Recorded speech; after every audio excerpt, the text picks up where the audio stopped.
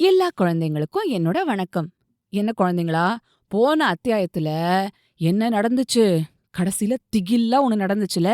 யாரோ சங்கிலி ஆண்டின்னு ஒருத்தன் அந்த பொன்மனம் நாடகம் முடியும்போது மேடைக்கு ஏறி வந்து அவனோட முறுக்கு மீச, பரட்ட தலை, உறுதியான உடல் அப்படி நின்னுட்டு இருந்தானே. அவன பார்த்து எல்லாரும் பயந்தாங்களே. சில பேர் தப்பிச்சோம் பொழைச்சோன்னு ஓடி கூட போயிட்டாங்களே.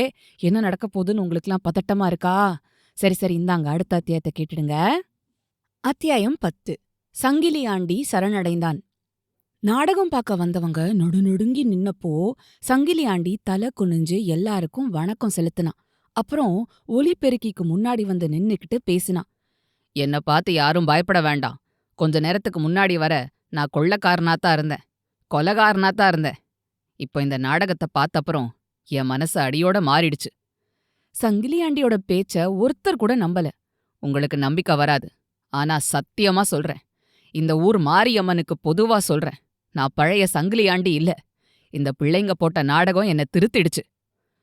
ஒரு பிரபல கொள்ளக்காரன், பொல்லாத கொலகாரன் சிறுவர்களோட நாடகத்தை பார்த்து திருந்திடுவானா என்ன? யாருக்குமே நம்பிக்கை வரல. தயவு பண்ணி எல்லாரும் உட்காருங்க.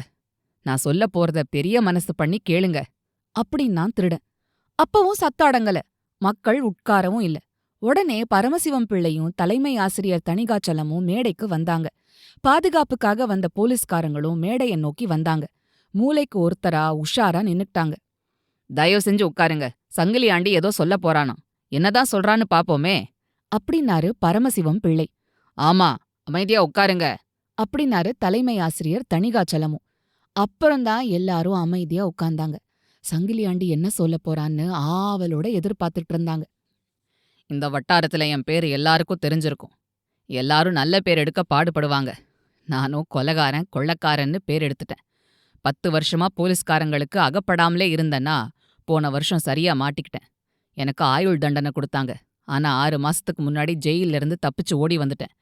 அப்புறம் என்னென்னவோ வேஷம் எல்லாம் போட்டுக்கிட்டு ஊர் ஊரா சுத்துனேன். ஆனா திருட்டு தொழில மட்டும் விடல.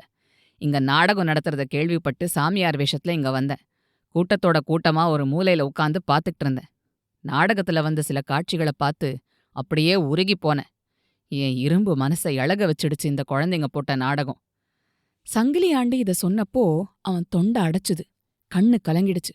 போன மாசம் நான் ஒரு வீட்டுக்கு திருட போனேன். பீரோவை உடைச்சு பணப்பொட்டியை எடுக்க போன சமயம் வீட்டுக்காரர் வீழ்ச்சிக்கிட்டாரு. ஐயோ திருடன் திருடன்னு கத்துனாரு. உடனே நான் பிச்சுவா கத்தியா அவரோட நெஞ்சுக்கு நேர கொண்டு போனேன். அப்போ 7 வயசான அவரோட பொண்ணு ஓடி வந்து, ஐயோ அப்பாவை எதுவும் பண்ணிடாத, என் அம்மா செத்து 10 நாள் கூட ஆகல, அப்பாவையும் கொன்னுடாதன்னு கதறி கதறி அழுதுது. நான் அதை எவ்வளவோ மிரட்டி பார்த்தேன். அது சத்தம் போடுறத நிறுத்தல.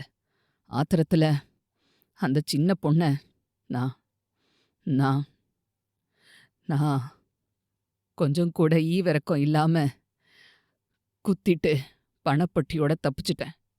ஒரு பாவமும் அறியாத அந்த சிறுமிய குத்துனதுக்கு கடவுள் என்ன நல்லா தண்டிச்சிட்டார். சங்கிலி ஆண்டி கொஞ்சம் நிறுத்தினான். கண்ணுல வழிஞ்ச தண்ணிய தொடச்சுக்கிட்டான். அப்புறம் தொடர்ந்து பேசினான். அடுத்த நாள் குடுகுடுப்பக்காரன் வேஷத்துல சங்கரம்பட்டிக்கு போனேன். நான் ஜெயிலுக்கு போனப்போ அந்த ஊர்ல தான் என் சம்சாரமும் என் ஒரே பொண்ணு மீனாவும் ஒரு வீட்ல இருந்தாங்க. ஆனா நான் போனப்போ அந்த வீட்ல யாருமே இல்ல. அக்கம் பக்கத்துல விசாரிச்சு பார்த்தேன். என் 7 வயசு பொண்ணு மீனா 10 நாளா காய்ச்சலா கடந்தாளாம். சாப்பாட்டுக்கே வழி இல்லாம என் சம்சாரம் தவிச்சிட்டு இருந்தாளாம். பொண்ணுக்கு மருந்து வாங்க அவ எங்க போவா? காய்ச்சல் அதிகமாகி என் மீனா, என் அரும மக மீனா கண்ண மூடிட்டாளாம். நான் ஒரு சிறுமிய காயப்படுத்தினேன். அதுக்கு பதிலா என் மகளையே பறி கொடுத்துட்டேன். என் மகளை மட்டும் பறி கொடுக்கல, கூடவே என் சம்சாரத்தையும் பறி கொடுத்துட்டேன். பொண்ணு இறந்த துக்கம் தாங்காம அவளும் செத்து போயிட்டா. பாவம், தான் புருஷன் கொள்ளக்காரனா கொலகாரனா இருந்தா எந்த பெண் பிள்ளையால 4 பேருக்கு நடுவுல நிம்மதியா கௌரவமா வாழ முடியும்? என் குடும்பமே அழிஞ்சிடுச்சு. பெத்த குழந்தையும் கட்டின மனைவியையும் கடைசி நிமிஷத்துல கூட பார்க்க கொடுத்து வைக்கல. நான் எத்தனையோ பேரை அழ வச்சேன், அலற வச்சேன், குத்தி காயப்படுத்தினேன். கடவுள் கொடுத்த கையும் காலும் நல்லா இருந்தும் நான் உழைச்சு பழைக்கல. ஊரை கொள்ளையடிச்சு பொழைச்சேன். ஏராளமான பணத்தை கொள்ளையடிச்சேன். ஆனா நான் கொள்ளையடிச்ச பணத்துல ஒரு காசு கூட சாக கடந்த என் மகளுக்கு மருந்து வாங்க பிரயோஜனப்படல. ஐயோ, தலைய அப்படியே பிடிச்சுக்கிட்டு சங்கிலியாண்டி அழுதான். தார தாரையா அவன் கண்ல இருந்து கண்ணீர் வழிஞ்சுது. துக்கம் தொண்டைய அடைக்க அவன் தொடர்ந்து பேசினான். இந்த நாடகம் என்ன திருத்திடுச்சு. என்ன திருத்தவே இந்த நாடகத்தை போட்ட மாதிரி இருக்கு. இதுல வந்த பொன்னி, நான் குத்துனனே அந்த பொண்ணு, என் மக மீனா, 3 பேரும் மாறி மாறி என் முன்னால வந்து, நீ எல்லாம் ஒரு நல்ல அப்பாவா, நீ எல்லாம் ஒரு அப்பாவான்னு என்னை கேட்குற மாதிரி இருக்கு. நான் இன்னைக்கே இந்த திருட்டு தொழிலுக்கு முழுக்கு போட்டுட்டேன். ஜெயில்ல இருந்து தப்பிச்சு வந்தனா திரும்பவும் ஜெயிலுக்கே போக போறேன். ஐயா போலீஸ்காரங்களே, இதோ நான் சரணடைஞ்சிட்டேன். என்ன கைது பண்ணுங்க. சங்கிலியாண்டி இப்படி சொல்லிட்டு இருக்கும்போதே மேடையில ஒரு ஓரமா ஒரு ஜீப் வந்து நின்னுச்சு. அதுல இருந்து போலீஸ் அதிகாரி இறங்குனாரு. நாடகம்தான் தொடர்ந்து நடந்துட்டு இருக்குன்னு அவர் நினைச்சாரு. அவர் ஜீப்ல இருந்து இறங்கறத பார்த்ததும் தலைமை ஆசிரியர், அதோ சப் இன்ஸ்பெக்டர் சதாசிவமே வந்துட்டாரு அப்படின்னு சொல்லிக்கிட்டே மேடையில இருந்து இறங்கி அவர்கிட்ட ஓடுனாரு. நடந்தத சுருக்கமா சொல்லி அவரை மேடைக்கு அழைச்சிட்டு வந்தாரு. சப் இன்ஸ்பெக்டர் சதாசிவத்தை மேடையில பார்த்ததும் சங்கிலியாண்டி அவருக்கு வணக்கம் செலுத்திட்டு 2 கையையும் அவர் முன்னால நீட்டினான். உடனே சப் இன்ஸ்பெக்டர் அங்கிருந்த போலீஸ்காரங்கள கூப்பிட்டாரு. அவங்க சங்கிலியாண்டியோட 2 கையிலையும் விலங்க மாட்டினாங்க. அப்போ சப் இன்ஸ்பெக்டர், எங்க நாடகத்துல நடிச்ச குழந்தைங்க அப்படின்னு கேட்டாரு. அதோ வராங்களே அப்படின்னாரு பரமசிவம் பிள்ளை. நீலா, மாலா, முரளி, இன்னும் நாடகத்துல நடிச்ச எல்லா குழந்தைங்களும் எங்கிருந்தோ மேடைய நோக்கி துள்ளி குதிச்சுக்கிட்டே வேகமா வந்தாங்க. அப்போ பரமசிவம் பிள்ளை, சப் இன்ஸ்பெக்டர் சார், மேடைக்கு சங்கிலியாண்டி வந்ததும் எல்லாரும் பயந்து போனோம். ஒருவேளை இந்த நாடகம் தன்னைத்தான் குத்தி காட்டுதுன்னு அவன் நினைச்சிட்டா? ஒரு பாவமும் அறியாத இந்த குழந்தைங்கள அவன் என்ன செய்வானோன்னு பயந்துட்டேன். ஸ்கூல் டிராயிங் மாஸ்டர் கிட்ட சொல்லி குழந்தைங்களையெல்லாம் பின்பக்கமா அழைச்சிட்டு போக ஏற்பாடு செஞ்சேன். கொஞ்ச தூரத்துல என் தங்க வீடு இருக்கு, அங்கதான் இவங்கெல்லாம் இருந்தாங்க. உண்மையிலேயே சங்கிலியாண்டி திருந்திட்டான்னு தெரிஞ்ச உடனே ஆள் அனுப்பி கூட்டிட்டு வர சொன்னேன். அதுக்குள்ள நீங்களும் வந்துட்டீங்க. சப் இன்ஸ்பெக்டர் சதாசிவம் குழந்தைங்க மத்தியில நின்னு பேச ஆரம்பிச்சாரு. ஒலி பெருக்கியில அவரோட பேச்சு கணீர்னு கேட்டுது. பொதுமக்களே, சங்கிலியாண்டி இங்க தானா சரணடைஞ்ச நிகழ்ச்சி ரொம்ப அபூர்வமானது, அதிசயமானது. இந்த சங்கிலியாண்டிய பிடிக்க எங்க போலீஸ் இலாக்கா எவ்வளவோ முயற்சி பண்ணுச்சு. இதுக்காக நாங்க போகாத ஊர் இல்ல, அலையாத இடம் இல்ல. ஆனாலும் எப்படியோ எங்களுக்கெல்லாம் டிமிக்கி கொடுத்துட்டு வந்த சங்கிலியாண்டி இன்னைக்கு தானாவே சரணடைஞ்சிருக்கான். சங்கிலியாண்டி சரணடைய காரணமா இருந்ததே இந்த நாடகம்தான். இந்த நாடகத்துல நடிச்ச அருமை குழந்தைங்க தான். அன்னைக்கு இந்த நாடகத்தை படிச்சு பார்த்தப்போவே நான் ரொம்ப சந்தோஷமா இருந்தேன். திருடனை திருத்துற இந்த நாடகம் போலீஸ் இலாக்காவுக்கு உதவியா இருக்கும்னு நினைச்சேன். ஆனா இவ்வளவு சீக்கிரமே பலன் கிடைக்கும்னு நான் எதிர்பார்க்கவே இல்ல. நாடகத்துல நடிச்ச எல்லா குழந்தைங்களுக்கும் நான் போலீஸ் இலாக்காவோட சார்புல நன்றி சொல்றேன்.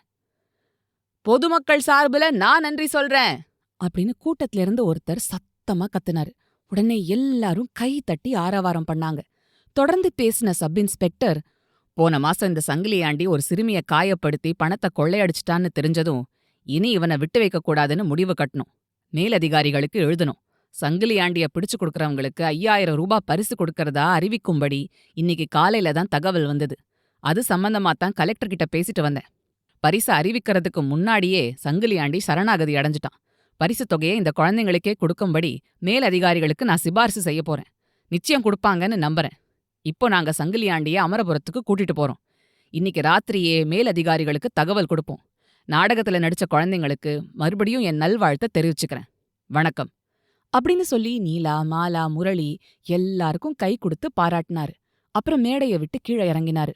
2 போலீஸ்காரங்க சங்கிலியாண்டிய கொண்டு போய் ஜீப்பு பின்னாடி சீட்ல நடுவுல உட்கார வச்சுட்டு ஆளுக்கு ஒரு பக்கமா உட்காந்துக்கிட்டாங்க.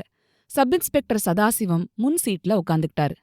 நாடகத்துல நடிச்ச குழந்தைங்க, பரமசிவம் பிள்ளை, தலைமை ஆசிரியர், பொதுமக்கள் எல்லாரும் அவங்கள குதூகலமா வழி அனுப்பி வச்சாங்க. ஜீப் நகரும்போது விலங்கிட்ட கைகளை தூக்கி தூக்கி எல்லாருக்கும் வணக்கம் செலுத்தினா சங்கிலியாண்டி. ஜீப் மறைஞ்ச அப்புறம் பொதுமக்கள் எல்லாரும் நீலா, மாலா, முரளி எல்லாரையும் ரொம்ப பாராட்டினாங்க. அப்போ அவங்க அடைஞ்ச சந்தோஷத்துக்கு அளவே இல்ல. அடுத்த நாள் காலையில பரமசிவம் பிள்ளை வீட்டுக்கு முன்னாடி போலீஸ் ஜீப் வந்து நின்னுச்சு. அதுல இருந்து டிஎஸ்பி, அதாவது மாவட்ட தலைமை போலீஸ் அதிகாரி திருஞானம் இறங்கினாரு. அவர் கூட சப் இன்ஸ்பெக்டர் சதாசிவமும் ஒரு புகைப்படக்காரரும் வந்தாரு. டிஎஸ்பி திருஞானம் நாடகத்துல நடிச்ச குழந்தைங்கள வரவழைச்சு அவங்கள ரொம்ப பாராட்டினதோட இல்லாம ஒத்தொத்தர் பத்தின விவரங்களையும் குறிச்சுக்கிட்டாரு. அப்புறம் நீலா, மாலா, முரளி 3 பேரை தனித்தனியாவும் சேர்த்தும் புகைப்படம் எடுத்தாங்க. நாடகத்துல நடிச்ச குழந்தைங்க எல்லாரையும் ஒன்னா நிக்க வச்சும் ஒரு படம் எடுத்தாங்க. புகைப்படம் எடுத்து முடிச்ச அப்புறம் சப் இன்ஸ்பெக்டரோட டிஎஸ்பி நாடகம் நடந்த இடத்துக்கு போய் பார்வையிட்டார். அன்னிக்கு போலீஸ் அதிகாரிகளுக்கும் நாடகத்துல நடிச்ச குழந்தைங்களுக்கும் பரமசிவம் பிள்ளை வீட்ல பலத்த விருந்து நடந்தது. குழந்தைங்கள பாராட்ட வீடு தேடி வந்தவங்களுக்கும் விருந்து சாப்பாடு கிடைச்சுது. பார்வதி அம்மாள் நீலாவோட அம்மா மீனாட்சி கிட்ட, மீனாட்சி, நம்ம குழந்தைங்களுக்கு திருஷ்டி பட்டுட போகுது, உடனே திருஷ்டி கழிக்கணும், சமையல் கட்டுல இருக்கிற பூஷணிக்காய கொண்டு வா அப்படின்னு சொன்னாங்க. பூஷணிக்காயில சூடத்தை ஏத்தி வச்சு குழந்தைங்கள 3 முறை சுத்தி வந்து வாசல்ல கொண்டு போய் உடைச்சாங்க. அப்புறம் மாலா, நீலா அப்படின்னு 2 பேரையும் கிட்ட கூப்பிட்டாங்க பார்வதி அம்மாள். 2 பேரையும் கட்டி பிடிச்சுக்கிட்டு பாசத்தோட மாறி மாறி பார்த்தாங்க. அப்ப அவங்க கண்கள்ல இருந்து அருவி மாதிரி தண்ணி கொட்டுச்சான். ஏன் பாட்டி அழற அப்படின்னு கவலையோட கேட்டா மாலா. என்ன குழந்தைங்களா, உங்களுக்கு இந்த அத்தியாயம் பிடிச்சிருந்ததா? சங்கிலி ஆண்டி சரணடைஞ்சத பத்தி நீங்க என்ன நினைக்கிறீங்க? திருடனாய் பார்த்து திருந்தாவிட்டால் திருட்டை ஒழிக்க முடியாது அப்படின்னு ஒரு பழமொழி கேள்விப்பட்டிருக்கீங்களா? அது திருடனுக்கு மட்டும் இல்ல, நமக்கும் பொருந்தும் தானே. நம்ம கிட்ட ஏதாவது ஒரு மாற்றத்தை கொண்டு வரணும் அப்படின்னு நினைச்சா, அம்மா சொன்னாலோ, அப்பா சொன்னாலோ, பாட்டி சொன்னாலோ, தாத்தா சொன்னாலோ மட்டுமா நமக்கு அந்த மாற்றம் வருது? நம்மளே நினைக்கணும், ஆமா இது நல்லதில்ல, நம்ம இத மாத்திக்கலாமே அப்படின்னு நம்மளே நினைச்சா மட்டும்தான் அந்த மாற்றம் வரும் இல்லையா? அந்த மாற்றத்துக்கு ஒரு விதையா இந்த நாடகம் அமைஞ்சுது. அந்த மாதிரி மாற்றத்துக்கு விதையா ஒரு கதை அமையலாம், ஒரு பாட்டு அமையலாம், ஒரு சொல் அமையலாம், என்ன வேணா இருக்கலாம். ஆனா மாற்றத்துக்கான விதை கிடைச்சா மட்டும் போதாது, நம்ம அதுக்கு முயற்சி பண்ணணும் இல்லையா குழந்தைங்களா? சரி, அடுத்த வாரம் ஏன் மாலாவோட பாட்டி அழுதாங்க அப்படின்னு நம்ம தொடர்ந்து கண்டுபிடிக்கலாமா? அது வரைக்கும் சிரிச்சுக்கிட்டு கிரிச்சுக்கிட்டு சந்தோஷமா இருங்க.